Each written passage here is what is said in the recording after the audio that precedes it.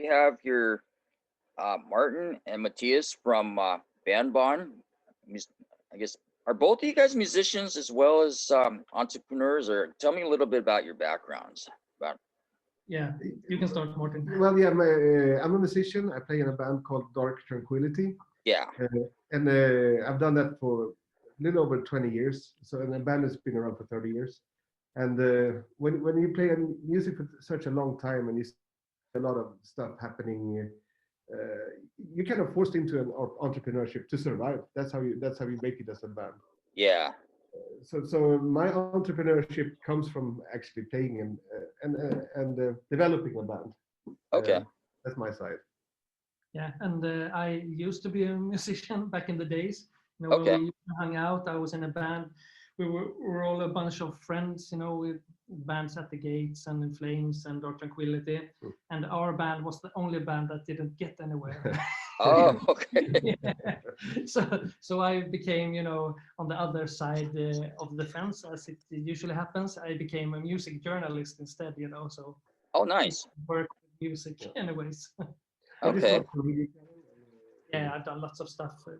You know, with TV shows on Swedish national TV and radio shows and exhibitions and a radio channel and yeah, tons of stuff.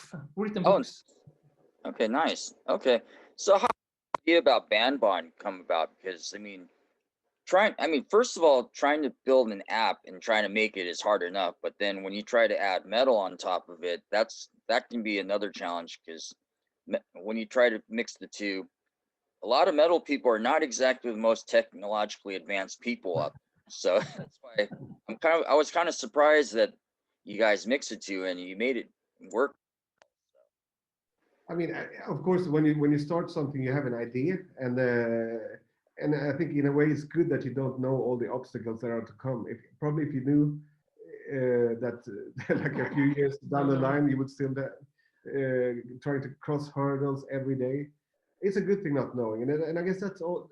While you're in stride, it's the fun part of the challenge to Yeah. kind of to get somewhere with it. But it's been a long journey, and the idea came about. I don't know how much you know about our backstory, but I'll repeat how the idea came about. It Okay. was when I was supposed to do social media for Dark Tranquillity, and I realized how much the algorithm was blocking us, and Mhm. how hard it was for us to reach out to the community that we were already in touch with. Like I said, we've been around for 30 years, Yeah. and we built this relationship during a long time. And we used to have the conversation on our forums and on our webpage. It moved to Facebook. That seemed fine, but then you realize that this algorithm is kind of blocking the reach that this Yeah. relationship had. And there was a frustration to see. Of course, you realize that you need to sponsor posts, Yeah. and that you have to pay at the same rate that a normal brand would do if they were like a soda that had a new flavor. They would have to pay at one rate, and the rate for us was the same, even though what we wanted to do was just to share our journey as a band. Yeah. And so that was the frustration that Bandbond started in. Like, okay, this didn't turn out very well. What could it be like instead? And Yeah. then we started to kind of rehash of what we needed from a platform. And it's still a work in progress. We're still in the early phase. And yeah, that's where we started. Did I miss anything? No, I don't think so. But then when we first got our tech team together, to start working, building the app, we figured we have something in the app. It can't just be an app. So where do we start? We start with the fans or the bands. Everything starts with the band. So we reached out to bands we know a lot of bands. Yeah. And then we started to reach out to the big record labels. Okay. Kind of went on a journey in Europe and over to the US, knocked on doors and had sit down meetings with them and talked to them, and they all recognized the problem because it involves them too, So if everything works for the bands, it works for the label. So we got the support from all the big ones, actually. Yeah. So that felt great and gave us courage, to move on in the name of metal and fairness and everything. So how many different variations or how many different versions of this app have you gone through until this point? Because I know you apps go in phases in terms of getting people to cooperate and getting them involved. So initially when you started Bandbond, like how you had the bands and you said the record labels involved, and so how far along have they gone in terms of getting fully involved with this? I think that at the point where we are right now, they don't have the best incentive yet to be involved, because the platform is not 100% finished, even though it's out and tested. We still have a lot of improving to do, especially in the user experience for the fans. Yeah. And I think as of earlier, I mean, we had the first version where before we programmed. That's I consider that to be the phase when we have thousands of post-it notes on a wall. Okay. And then we try to visualize what the platform should be. We started to build it, and for us, I mean, it's the first time we do a tech venture. So it's the first time we kind of realized what it felt like was when we were holding it in our hand. Is this fun? Is this engaging? Does this do what we wanted to do yet? Yeah. This was fun on paper, but is it fun in the real world? No, not so fun. And then we started to build the first version, and we did that with freelancers, or we hired programmers from Consultant firms. Okay. So they were not as involved as it wasn't their day job. They came in and they fixed the problem, and then they moved on, and those people could switch depending on who they would rent for us. Yeah, they didn't have the love for that, actually. No, and we went from post-it notes to our early version, and then so that was actually the first release was this version, and it had a lot of structural issues in the back end and also in the front end. And what has been one thing that's been frustrating for us is that what we realized that, okay, now we know what we want to build, and we built it with consultants in a bit of a rush. Now then we hired our own programmers. So then we started what the first order of business, unfortunately, and very discouraging, was to rebuild everything properly so we could go to the future. Yeah, it was a house of cards, because there's been so many people involved, and now that we have our own staff, it's like a house of concrete instead. So and what we got early this fall was basically the same thing, but now everything was a brick instead of a house of cards. And we're just a few weeks away to release our 2.0. Okay. And that's going to go some ways of mending this need on the user side, to because you need to have something to do there instead of just only browsing posts. Yeah, now it's like a really nice, update app, an update hub, to check out what's going on, since we bring in all the big social medias from band and band members into the. But you want to be able to comment, you want the fans to be able to follow other fans, you want to, as a fan, to have your own profile page when you can sort of put your fandom on display, if you're a metal band, you're proud of it, you want to express yourself. So now many of those things are falling into place in just a couple of weeks, actually. Yeah, so, nice. I would say that, so on the technological side, I guess we're on a second version now. And if you count the post-it phase, it's the third version. Okay. I've seen some artists, at least the ones that I found on there. I know they share a lot of press and things like that. Have you reached out to any of the metal press anywhere in the world in terms of them, in terms of maybe some sort of exclusive content via the bands or any of that sort, or at least to try? No, I'm sorry if I cut you off, but I think we're now entering a phase where that is more. The time is right for that. The time is right for that now, to get the metal press involved, and we would love for magazines and labels also to have a place in the app. And festivals. Yeah, festivals. Yeah. I think magazines has some of the same limitations as the bands do. That they have this algorithm blocking the articles that they want to put out, and I think the time is right for us now to start these corporations or collaborations. Better word. Cool.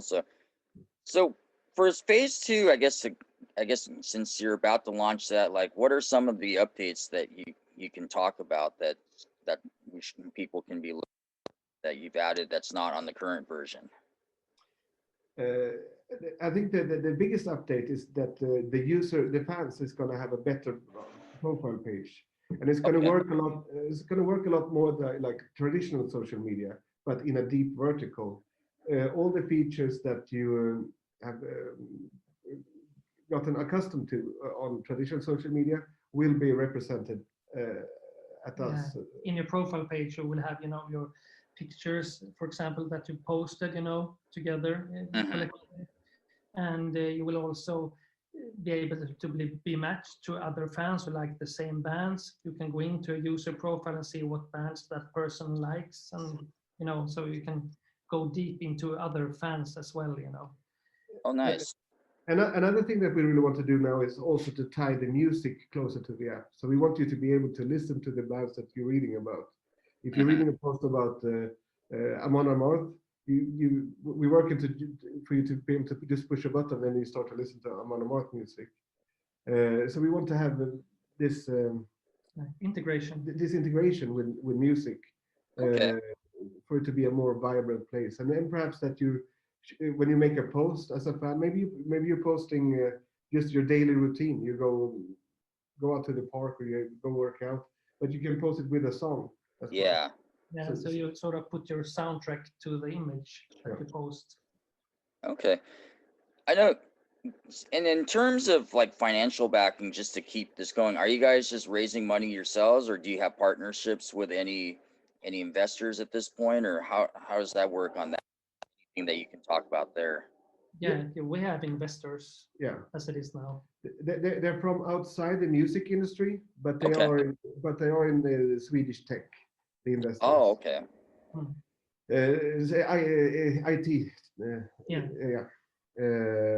So we have investors, and I don't think it would be possible because we don't know how to program.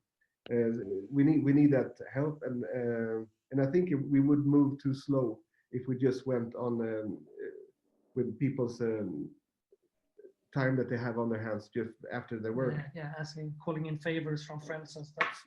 Yeah. No, it wouldn't be possible. So now we have a small team. We are 5 people fully employed on the tech side. Okay. So it's a big investment in our view, but for a venture like this, it's still kind of small. Okay. So you don't have anybody on the music side. You don't have like labels or anyone like that has any invested interest in this yet. No, interest, but not financial, not money. Oh, okay. No, but they were sort of endorsed by the labels because they like our idea and have decided to support us and recommend their bands to sign up if they want to. But eventually, it's up to each band, of course, to be a part of it or not. But. And also we wanted to be kind of unaffiliated. We wanted to work with all the labels, and we didn't want one label to have a special interest, and I think that would that could present some problems. Yeah. And it's something like Patreon or any of those crowdfunded ventures. Is that something that you're going to work in terms of getting fans involved or any of that sort, or is that something that you're not really working on yet? I mean, we're looking at to deliver a premium subscription, and and we will share the revenue with the bands. So in a way, it would be like Patreon because the money would 50% of the money would go to the bands. Okay. But it wouldn't be like it wouldn't be donations. It would come with content and functions and stuff like that. Oh, okay. And also Martin, you play in Dark Tranquillity. So are you incorporating anything, since you have a new record about to drop, are you incorporating anything band wise with this app as an exclusive thing that you're not doing with maybe your regular social media, or is that something that's coming in the near future? Or? Yeah, we do posts in Bandbond, and then we did some exclusive interviews as well. Yeah, that was only on Bandbond. Yeah. but in a few months, the whole app is going to turn into the Dark Tranquillity app. It's just a big scam, you know, to get all the metalheads in the world. Yeah. But I guess it's a good window for me to look through, to look at the app from our band's perspective, to just to see what would we need, and but we've also had a lot of positive reactions when we talk to people that this is just something that we've made up. It comes from Martin's experiences as a band member and your frustrations. Yeah, and I guess my frustrations are really similar to what other bands are experiencing, and yeah, so we have a band perspective when we're making that. And if we have two things to choose from, we always go what's best for the bands. So. Yeah. Well, the reason I ask is, I mean, it just happens to be a record coming out, so it would be a cool platform to, at least for the fans to dig up things about your band that maybe the other platforms won't feature or haven't featured yet, and at least they know where to go. And then down the way, if you know enough bands from the area, so you can always work it in time is right. So. And so we're calling in a lot of favors. Yeah. Okay. Yeah, and we have a lot of exclusive Bandbond exclusive interviews, the content that we make ourselves in our exclusive section. Oh, cool. Yeah. And I'm gonna guess that videos in that same avenue, like exclusive stuff, that's also in the works as well, or? Yeah, absolutely. We've got about perhaps 100 interviews in the app. Oh, okay. Yeah. And we all have materials to those interviews that is not released yet. Yeah, exactly. So we have tons of material, and Mattias is from the content side. So you guys, you create a lot of materials daily. Yeah, and then nowadays, it's a lot of like we do now, Skype or Zoom interviews and stuff. So. And nice. Yeah, a lot of artists have a lot of time on their hands, so it's pretty easy to get interviews. So it's for as a content maker, these are great times. Yeah, definitely. So what's been the general reaction? I mean, in your home country, because I mean, you guys are kind of like one of the biggest metal countries out there. So I mean, you're in the perfect spot for this kind of platform. So what kind of responses do you get from just general metalheads when you present the app, or they hear about it? Yeah, it's really positive. Yeah, they really like it, but sometimes we hear that it's really fun and stuff, but I don't have any, I want to do something, I want to be a part of it, and since we're back on the development there, have been for a while, and we're going to be updated in a couple of weeks. We're just waiting for that to do another push. So we did one push, PR-wise push in May. Got a lot of good press, and we're going to do one now in December, I think, when the 2.0 is out and running. But that's been one of the frustrating parts, but since we did this refactor of the code, and that we kind of have to wait for such a long time to actually release the same thing again. So there was a lot of things that I think the user experience needed that we couldn't address at the moment. So we know that we have a backlog. On that. We're really looking forward to improve on that. I think when you see the user reviews, people are really happy with the app. They like it. But when we see the metrics on usage, we see that it's not used at the same quote that we would expect. So I think that there is something in the user experience that we need to improve on, and that's what we're doing right now. Oh, cool. Okay. Yeah. Okay, so basically, you have the updates are coming the beginning of the year, give or take, or do you think it's going to come before then? We hope before. Yeah, I hope before. We've been promised before, but it's tech stuff, so things happen to take a while. It should be in December. Yeah. Okay.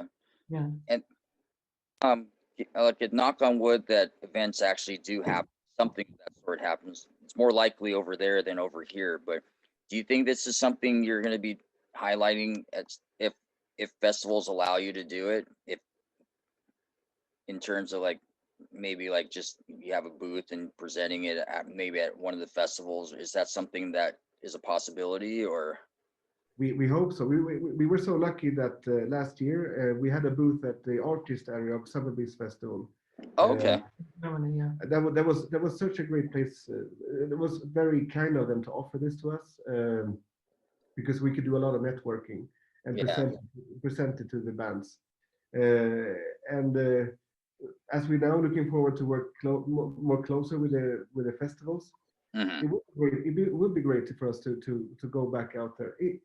Given that we have a vaccine and all Yeah. that stuff, so the festival happens. But we think it's a great place to network and to present the app to the bands, and maybe the next version it would be nice to also present outside to the audience as well, Hmm. to create material and show the app. It's good to be close to where the pulse of the scene is. And a festival really manifests that, because Yeah. there's so much going on everywhere. Yeah, it's like the celebration of metal. It Yeah. happens at a festival. I didn't realize how much I would miss that. No. It's been such a bad year. Yeah. Like I said, it's more likely that you're going to have it before we do. We're not anywhere close to opening up. So, I mean, it seems like you're having some kind of event. It's better to have something than nothing at this point. So, I don't know. Right now, with Sweden we've had a kind of a relaxed attitude to how we handle it, but now we're going to start closing down as well, and we have the highest restrictions at this point that we. oh, okay. Yeah, we've never been this close to lockdown. Yeah, and because there is a peak coming, and we're all pretty scared about it. So yeah, I hope these vaccines are going to come out for you guys and us soon. I mean, we're Yeah. all aching to go back to normal and to metal people are social people. And Yeah. it's really really frustrating to be at home doing nothing for such a Yeah. long. Okay. So, and this is something I was wondering, but I know I asked about the video thing, but do you have any kind of plans of looking into even like a, what's the word, like live streaming or anything like that, or is that something that probably for now it's going to be working through whatever you can put together for video? Because I know that's something that's probably going to be a common thing down the way. Yeah. Absolutely.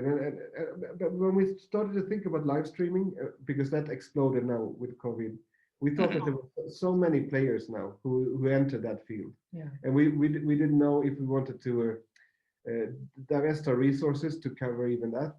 And now we did a live stream with Dark Tranquillity. We did it just a few days ago. Yeah. And we realized that there are so many components that you need to put together in a stream. Yeah. And we couldn't find a provider that covered all the necessary bases. Oh, okay. We needed to pick and match. We needed to pick one partner to sell the tickets and one partner to provide the stream. And how many partners were there? 4 or 5? I think it was five different partners. So I think whoever who can come up with a solution where you can sell tickets and do the stream, and also I mean, in metal you can also always bundle with merch. If you can bundle merch and do everything at one place, I think that provider would go a long way to be the leader. But we didn't find it with Dark Tranquillity, and just by that experience we kind of revisited the thought, well, maybe not now because we need to focus on building the app, but yeah, there might be room for us. there might be room for us, because I found that the market was so lacking so much when we did it. Yeah. And of course we ended up with tons of problem. The stream provider botched it. So we had a lot of angry fans who were waiting for it felt like that.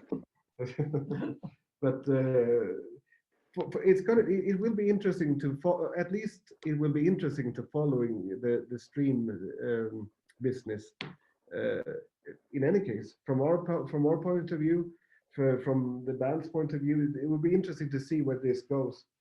Are we going to be as inclined to make streams once we can go out and do shows again, or will it be only just I could see that maybe an anniversary for a very prolific album, that would be interesting to do. Yeah. A release of an album, but I don't think like every show of a tour wouldn't be as interesting as yeah. Well, I was thinking about, there are some bands from Sweden that people love that rarely tour. You know, maybe you might see them play like once every 10 years, because there are people that maybe, like for yourself, you have your side projects that you just record and play. So that can be like the once in a lifetime treat. For these kinds of bands, it would be perfect. Yeah. Of course. And it's, I also liked, because I could see all the fans communicating in regards to our stream. And it was nice to see that people that were really, like, there could be a person sitting in Iran who was as in tune to the concert as a person here in Gothenburg. That it kind of leveled the opportunity to follow a concert at this small moment. And I thought that was a beautiful thing to see. That you could, if you have a good enough reason for people to gather, like an album release or like a special concert, or like a band that you talk about that plays one time in 10 years. You said that you almost got a flashback from the old days when people were communicating on your forum, on the Dark Tranquillity website. Yeah, and I even saw that some people really stayed in touch, because I saw in our comment field that people were staying in touch after the stream, like because they had such a good time talking about the music. Yeah. That's the way it used to be in our forums, that people had very initiate dialogues for a long time and form friendships. Yeah, definitely. And we would love it if we could take Bandbond in that direction, so that you would meet new people that think about music the same way, and that the dialogue could be a little bit more invested than only shout outs and the horns or fire emojis or something like that. So yeah. I think nothing wrong with horns, though. No, but more. Yeah. Okay. Well, I guess if somebody's watching and wants to invest in it, it could be a good thing. So. Absolutely. Okay, cool. So I guess we can wrap up. But so I guess for the immediate, you have the updates coming with all the backlog of content that you guys have. And a lot of it. And then anything else you want to talk about that you haven't mentioned that maybe is coming for Bandbond or otherwise? No, the only thing is, I guess we would want to summarize that we're excited about the future. We're really happy about our super users. We have a lot of users that are really invested already in the app with their time. We would like to do a shout out to them. And we also want, to develop the app together with the business and the bands, to see what needs they have. So right now we have a collaboration with the university in Sweden. That deals with the games, user experience for games and for social media. They're doing a survey right now. We're going to set out to the bands and to see what they like and what they don't like so much about the app. To take it in the right direction. And we're always open to take a conversation with whoever is interested. If it's a band, if it's a label, or if it's someone that thinks that they can contribute to the project somehow. It might be with financing or with know-how. The knowledge. We were open to have all because we're on a learning experience doing this. So we're open to having all these conversations. Okay, cool. So awesome. And then for people who want to find you on social media, I mean, other than Bandbond, where can they find you? Yeah, it's on Instagram and Twitter as well. Yeah, and Facebook. Bandbond HQ. Yeah. Right. Yeah, that's where we are. All right, cool. So you guys have put together an awesome app. So I mean, I always love going on there. So finding something new every day. So. Thanks. That's great. Yeah. So, yeah, it's just that I guess when you just going through the A's, you're like, oh, I didn't know there's this band, and then and then you realize, oh, I'm not even halfway through the alphabet. So. Then you also realize, wow, there's a lot more bands than I realized. So. Yeah, there are. Yeah, we have about 900 bands in the app so far. Yeah. And 600 of those bands are member bands, Okay. The injustice of the algorithm. But the whole pool of bands out there is huge. I think we calculated there's something about around 100,000 metal bands out there in the world. So yeah, and here we are. Yeah.